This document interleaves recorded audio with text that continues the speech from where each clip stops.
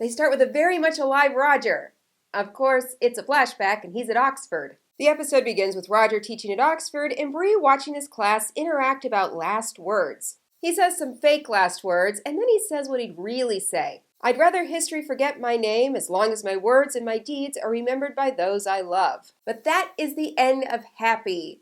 They then show his life as a black and white silent film, and I loved how they did that. They're bringing Roger back to life, but you see it from his own mind. It's a creepy, awful replay of his unimaginable horror. Except we can all imagine it because we're watching it on TV. Except Roger is not recovering. Physically, he's fine, but he still refuses to talk, and is obviously still struggling with the emotional and physical pain of his near-death experience. Throughout the show, Bree and Claire try to encourage him, but he just keeps replaying that silent movie in his head.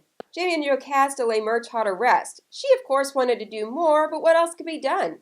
She's married to someone else. Bree's doing everything she can to help Roger, but nothing is working. Even getting good news from Lord John Grey, who tells him he's going to get 5,000 acres. And he gives Bree the gift of an astrolabe. Very sweet of a man who is in love with her father, stepdad of her half-brother, and her previous fiancé. Marsley also tries to help Roger and reads him his tarot cards.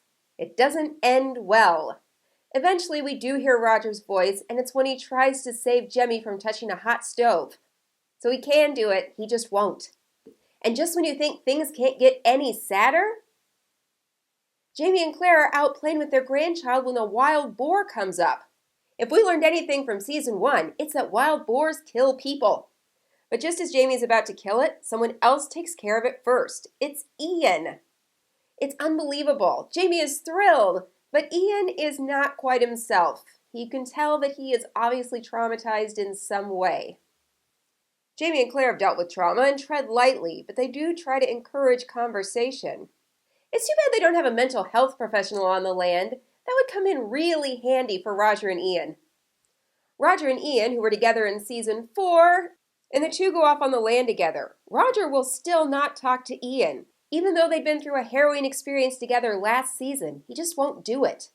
While they're gone, Claire realizes that she is missing her hemlock, a poisonous herb that she suspects Roger has taken to take himself.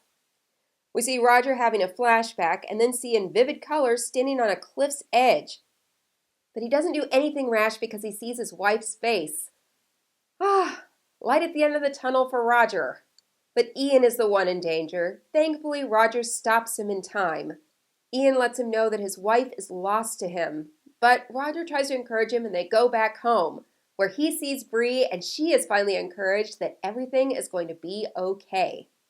I don't know about you, but episodes 7 and 8 felt like one of those old-time TV movies that came in 2 parts. I was glad to see Ian back, but I was also glad to have some resolution.